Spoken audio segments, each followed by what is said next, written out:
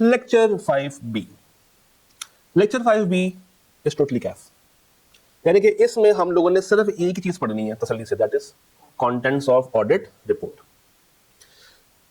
Sir audit report के contents मैं जरा आपसे एक दफा ट्राई करते हैं, शायद आपको आते हो। सबसे पहले क्या होता था? बेहतरीन टाइटल, उसके बाद एड्रेस ही ठीक है, ओपिनियन बेहतरीन, बेसिस बेहतरीन, मैनेजमेंट रिस्पॉन्सिबिलिटी थोड़ी सी नीचे करके आती है, बीच में को 3 पैराग्राफ्स होते थे अलग अलग, और तीनों का ताल्लुक अपने अपने रेलेवेंट स्टैंडर्ड से होता था। गोइंग कंसर्न, की ऑडिट मैटर, एक और था अदर इन्फॉर्मेशन, वो 720 है। उसके बाद 2 तरह की जिम्मेदारियां, एक मैनेजमेंट की, एक ऑडिटर की, और उसके बाद एंडिंग वाली 4 बातें, वो कौन सी होती थी? एंडिंग की 4 बातें, एंगेजमेंट पार्टनर का नाम, ऑडिटर के सिग्नेचर, एड्रेस और डेट। पढ़ लें दफा, चीजें आपको आती हैं। सबसे ऊपर क्या है? और एड्रेस, टाइटल और एड्रेस, ये आप लिख सकते हैं कि ये 2 आपके स्टार्टिंग एलिमेंट्स। ये 2 एलिमेंट्स कौन से हैं? Starting elements. पहला क्या है? टाइटल, और उसके बाद क्या है? एड्रेस। ये है आपके स्टार्टिंग एलिमेंट्स।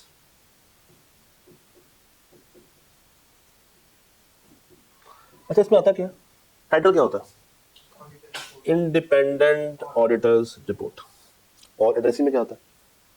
जिसके नाम पे ये रिपोर्ट बनाई जा रही है। नॉर्मली कौन से होते हैं? Share holders. अच्छा, नॉर्मली शेयर होल्डर्स क्यों होते हैं? क्योंकि हम जनरल पर्पस फ्रेमवर्क यूज कर रहे होते हैं।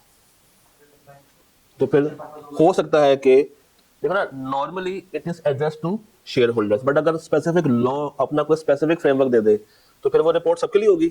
नहीं, स्पेसिफिक फ्रेमवर्क को यूज करने वाले स्पेसिफिक यूजर्स के लिए होगी। तो रिपोर्ट में भी सबसे पहले क्या आता है? होल्डर्स रिपोर्ट, और उसके बाद to the shareholders of ABC company और अदर अप्रोप्रिएट एड्रेसिंग, जो अगर कोई और है तो। उसके बाद क्या आएगा? ओपिनियन। और ओपिनियन में सबसे पहले क्या बताते हैं? एंटिटी का नाम, आइडेंटिफाई द एंटिटी जिसको आपने क्या किया? ऑडिट किया। उसके बाद आप बताते हैं कि इसके एफएस का ऑडिट हो चुका है। उसके बाद जितने भी उसके फाइनेंशियल स्टेटमेंट्स के टाइटल हैं, कितने होते हैं? Financial position, statement of comprehensive income, cash flow, equity, comparatives, वो सारे। Refer to the accounting policies, और क्या बताते हैं? स्पेसिफाई द डेट और पीरियड के वो कब तक के अकाउंट्स बनेंगे। फिर अगर तो यूज हो रहा है कौन सा फ्रेमवर्क? फेयर प्रेजेंटेशन, तो मेरे अल्फाज कुछ और होंगे, और अगर यूज हो रहा है कंप्लायंस तो मेरे अल्फाज कुछ और होंगे। फेयर में आप इन 2 में से कोई एक अल्फाज को यूज कर सकते हैं, कोई एक स्टेटमेंट को यूज कर सकते हैं। पहली स्टेटमेंट क्या है? Fairly in all material respect in accordance with AFRF, या FS gives a true and fair view. Normally जो आसान है वो कौन सी है? सेकंड वाली, कि FS gives a true and fair view in accordance with AFRF. और जरा कंप्लायंस वाली को पढ़े, वो नीचे, इन अकॉर्डेंस विद, दोनों में फर्क क्या है? टू, देखो ना, इन ऑल मटेरियल रिस्पेक्ट्स, इन ऑल मटेरियल रिस्पेक्ट्स। फेयरली में हम ट्रू एंड फेयर वाली बात कर रहे हैं, ट्रू एंड फेयर वाली बात कर रहे हैं, कुछ कम ज्यादा वाली बात कर रहे हैं। नीचे हम कहते हैं FS are prepared in all, वो सारे के सारे कंप्लायंस है, कोई ट्रू एंड फेयर वाला चक्कर नहीं। फिर आप बताते हैं एएफआरएफ इन अकॉर्डेंस विद आईएफआरएस और इन accordance with accounting principles generally accepted in jurisdiction x. ये क्या वाला बात है? जो भी हम लोगों ने बात की है कि हम कौन सा रिपोर्टिंग फ्रेमवर्क यूज कर रहे हैं। आगे बढ़े तो आपकी स्टेटमेंट क्या होगी? In accordance with IFRS and the requirements of jurisdiction act of corporations act या कंपनीज एक्ट। और अगर FS are prepared with 2 FRF, जिसमें दोनों यूज हो रही हैं, तो फिर आपकी स्टेटमेंट क्या होगी? If FS comply with each framework individually combine नहीं, individually 2 opinions are expressed. Separately भी कर सकते हैं, सिंगल सेंटेंस में अंदर भी यूज कर सकते हैं। If FS comply with one but fails to comply with the other framework, an unmodified opinion can be given on one framework and modified opinion जो भी होगी for the other framework। तो लेक्चर 5A की summary है basically कि एक financial statements में 2 frameworks को भी हम यूज कर सकते हैं और दोनों के ऊपर सेपरेट ओपिनियन देंगे, मगर रिपोर्ट हमारी एक ही होगी। और ये जरूरी नहीं है कि दोनों पे अनमॉडिफाइड ही हो, एक पे अनमॉडिफाइड और दूसरे पे मॉडिफाइड भी हो सकती है। बस देखना ये है कि दोनों को 100% क्या किया हो, उसने कंप्लाई किया। एक को कंप्लाई किया, दूसरे के ऊपर काम नहीं किया, सिर्फ रिकंसिडरेशन दी है, तो मैं सिर्फ एक को यूज करूंगा, दूसरे को यूज नहीं करूंगा। फिर आता है क्या, बेसिस। बेसिस में सबसे पहले क्या आता है कि ऑडिट हुआ है इन अकॉर्डेंस विद आईएसए, ठीक है, refers to the responsibility of auditor, जो कि हम उसी रिपोर्ट में देते हैं। हम बताते हैं कि जनाब इसी रिपोर्ट में तुम्हें क्या मिल जाएगी, ऑडिटर की जिम्मेदारी है। उसके बाद एक स्टेटमेंट लेकर आते हैं कि ऑडिटर हमारा क्या है, इंडिपेंडेंट, और उसने तमाम रेलेवेंट एथिकल रिक्वायरमेंट्स को फॉलो कर दिया है, और एंड पे उसको क्या मिल चुका है, सफिशिएंट अप्रोप्रिएट ऑडिट एविडेंस उसने हासिल कर लिया। एक दफा पढ़ लें ओपिनियन को और बेसिस को, जल्दी से उधर रखिएगा फोकस, जल्दी से पढ़ लें।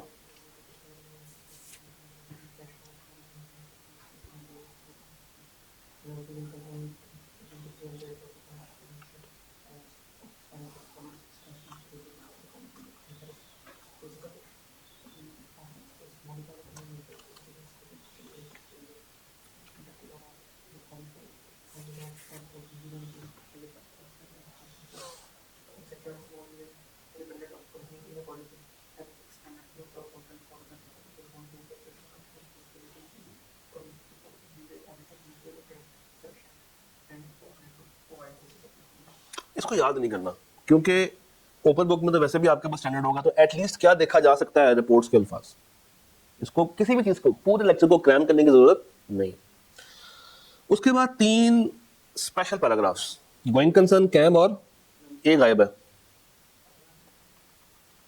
दोबारा दिखाता हूं, सुन देखिए, अब पढ़े। अदर इंफॉर्मेशन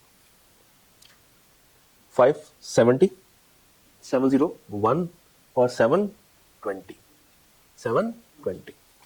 इन तीनों को हम आज के लेक्चर में डिस्कस नहीं करेंगे, क्यों, इनके अपने अपने क्या है स्टैंडर्ड्स हैं, तो अभी मैं इसकी गहराई में जाने में इंटरेस्टेड नहीं। तो आ जाए किस पे, 8 पे, मैनेजमेंट की जिम्मेदारी। अब हमें पता है, पहला पॉइंट पढ़े, कोई नई बात नहीं है। एफएस प्रिपेयर करेगी कौन, मैनेजमेंट, कंट्रोल्स कौन लगाएगी, मैनेजमेंट। तीसरा पॉइंट आपके लिए नया हो सकता है, गोइंग कंसर्न को भी असेस किसने करना है, मैनेजमेंट ने करना। गोइंग कंसर्न को असेस किसने करना है, मैनेजमेंट ने करना। तो ये 570, 701 और 720 में जब जाएंगे तो उसके ऊपर बात करेंगे। उसके बाद आती है क्या, ढेर सारी जिम्मेदारी, अन्य वाह वाह सारी जिम्मेदारी। तो जल्दी से पढ़ लेते हैं। ऑब्जेक्टिव क्या है, हमने क्या देना है, रीजनेबल एश्योरेंस, किसकी, एफएस की, क्या, कि they are free from material misstatement, और इशू करना ऑडिट रिपोर्ट। अब जब ऊपर बता दिया तो उसको डिफाइन भी कर दे, जल्दी से पढ़ ले। नॉट अ गारंटी कि audit always detect a material misstatement. नीचे अच्छा, अब यहाँ पे कौन सा वर्ड आ गया, मिसस्टेटमेंट, तो अब उसको वो डिफाइन कर देगा कि मिसस्टेटमेंट क्या होती है। प्रोवाइड्स अ डेफिनेशन और डिस्क्रिप्शन ऑफ मटेरियलिटी, 320 की कंप्लायंस कर रहा है। और ये वाला पॉइंट पढ़े, शाबाश।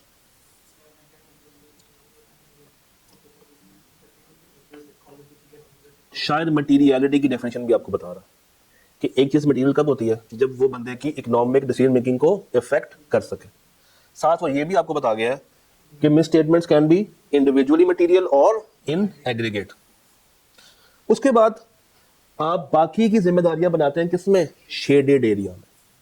पहला point, professional scepticism and professional judgement, ऑल्टर ये यूज करता है। उसके बाद नीचे पढ़े, शाबाश, क्विकली, टाइम नहीं लगाना।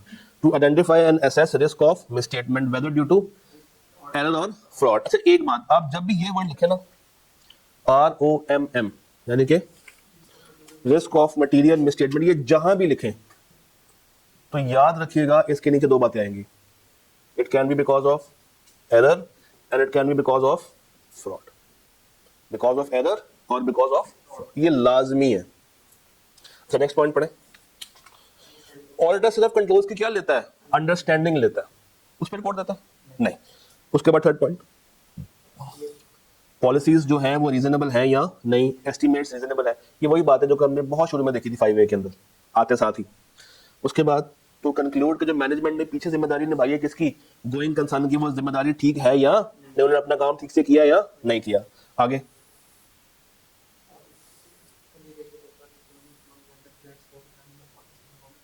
ऊपर भी बात कौन सी कर रहा है, कम्युनिकेट, नीचे भी कौन सी बात कर रहा है, कम्युनिकेट वाली। द पॉइंट इज कि हम लोगों ने 260 और 265 पढ़ना है। याद है, मैंने बताया था कि ऑडिटर कुछ चीजें कम्युनिकेट करता है कंपनी के बड़ों के साथ, तो ये उसकी जिम्मेदारियां यहां पे मेंशन की हुई है।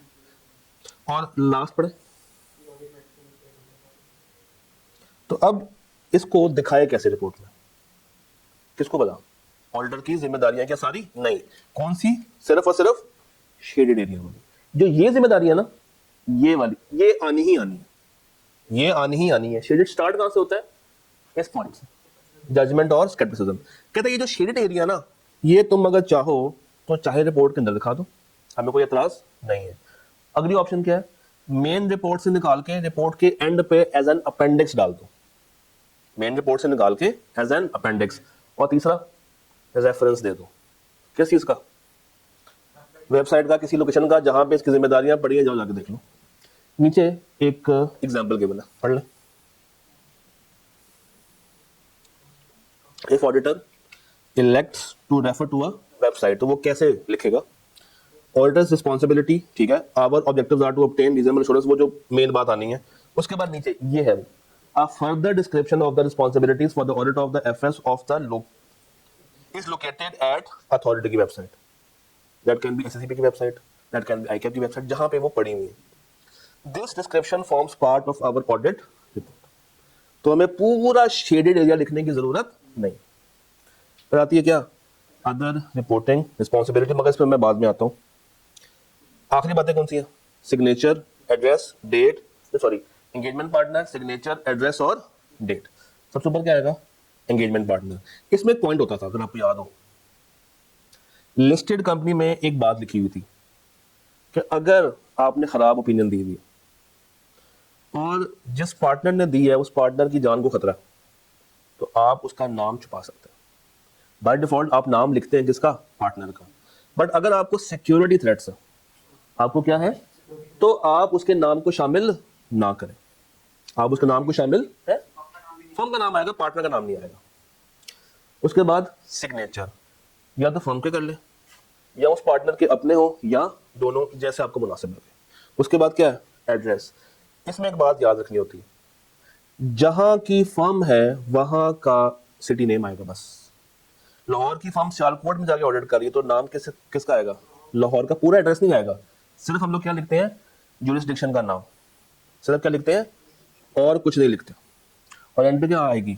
डेट। एक दफा ये लंबा सा पैराग्राफ पढ़ लें।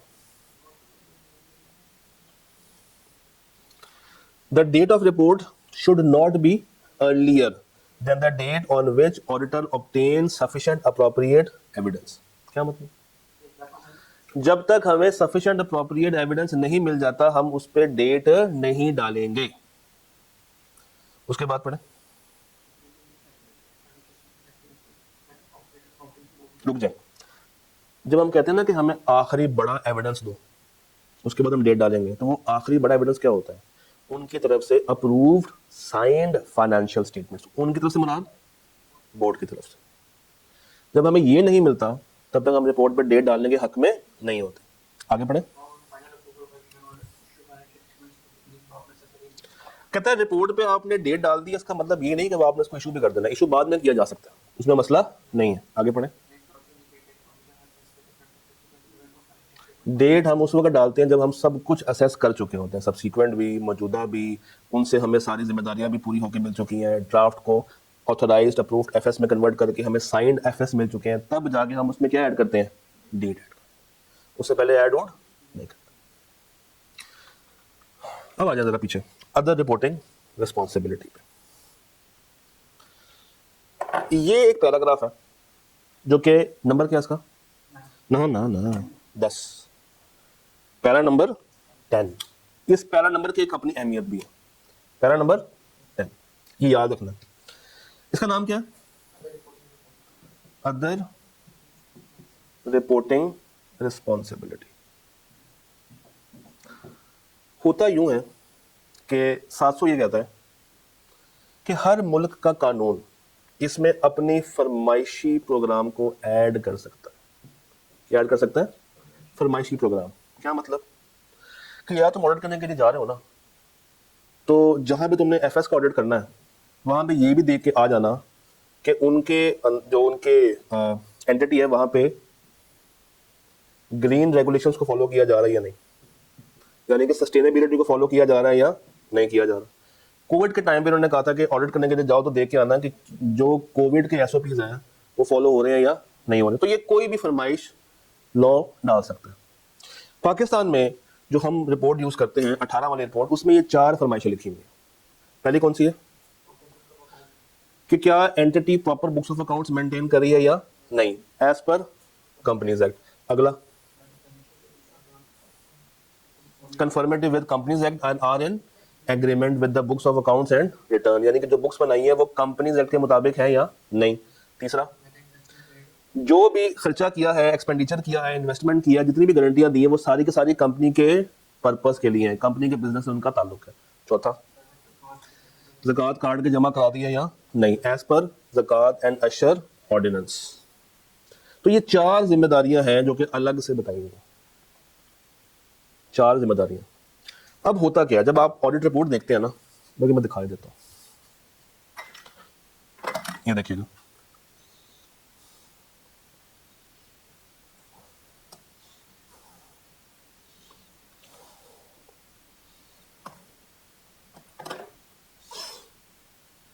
ये देखें, जब आप ऑडिट रिपोर्ट देखते हैं, ये रिपोर्ट है किसकी, 700 की। ये रिपोर्ट किसकी है, 700 की। मगर पाकिस्तान में हम ये रिपोर्ट थोड़ी फॉलो करते हैं। पाकिस्तान में हम फॉलो करते हैं ये 18 वाली रिपोर्ट। नाम पढ़ेगा, लिखा हुआ है auditors reporting obligations regulation 18, AROR, auditors reporting obligation regulation 2018। और इसी का भी मैंने आपको ये पहला पैराग्राफ रीड करवाया था, ओपिनियन और बेसिस वाला। अब जरा गौर से देखिएगा, मुझे जरा देख के बताइए ये क्या लिखा हुआ है। ये एक मेन हेडिंग है, देखिए सबसे ऊपर क्या आ रहा है, टाइटल, और उसके बाद क्या आ रहा है, एड्रेस ही आगे, वो तो स्टार्टिंग एलिमेंट्स थे। उसके बाद एक मेन हेडिंग आती है जिसमें हम बता रहे हैं कि ये रिपोर्ट सिर्फ और सिर्फ किसके लिए है, ऑडिट ऑन फाइनेंशियल स्टेटमेंट्स। उसमें कौन कौन सी बातें आएंगी, ओपिनियन, बेसिस, अगर कोई गोइंग कंसर्न का पैराग्राफ है, कोई कैम है, कोई एम्फोसिस है, कोई अदर मैटर है, रिस्पॉन्सिबिलिटी उसकी भी और हमारी भी सारी आगे आगे आगे आगे यहाँ तक हो गया। अब यहाँ पे एक नई हेडिंग खुलती है, report on other legal and regulatory requirements. तो हमारा कंपनीज एक्ट ये कहता है कि जब तुम ऑडिट करने के लिए जाओ तो कंपनी लॉ में ये 4 बातें लिखी हुई हैं, इनको भी साथ में मियाँ वेरीफाई कर दिया ना। और ये वही 4 बातें जो अभी हमने पढ़ी।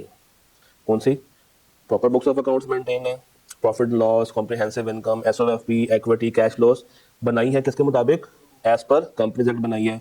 जितने भी खर्चे किए हैं, गारंटियां दी हैं, इन्वेस्टमेंट किया है, वो सारी की सारी कंपनी के लिए हैं। और ज़कात काट के जमा भी करा दी है एज पर ज़कात एंड अशर ऑर्डिनेंस 1980। हो सकता है कि किसी और मुल्क की ऑडिट रिपोर्ट में यहाँ पे कुछ और बात लिखी हो, क्योंकि ये 700 ने कहा था कि तुम्हारी मर्जी है, जो भी वेरीफाई करवाना चाहते हो इसमें डाल के अलग से वेरीफाई करवा सकते हो, हमें कोई एतराज नहीं है। तो ये एक एक्स्ट्रा टॉपिंग है, उन्हें एक आइसक्रीम होती है, उसको मतलब अलग से कहते हैं, इसमें बंटियां ऐड कर दो, ये 4 बंटियां उस मेन आइसक्रीम के ऊपर। तो पाकिस्तान में जो रिपोर्ट फॉलो होती है उसका नाम क्या है, ऑडिटर्स रिपोर्टिंग ऑब्लिगेशन 2018। और इससे पीछे क्या है, ये रिपोर्ट कौन सी है भला, 700 की रिपोर्ट जो स्टैंडर्ड ने हमें रिपोर्ट दी है। ये कौन सी रिपोर्ट है, स्टैंडर्ड की रिपोर्ट। इसमें भी तकरीबन सारी बातें वही हैं। और पाकिस्तान में जो यूज कर रहे हैं वो कौन सी है, 18 वाली रिपोर्ट। ये बात भूलेगी तो नहीं, भूल जाएगी, नहीं भूलेगी। तो यहां पे हम अपना लेक्चर 5B खत्म करते हैं।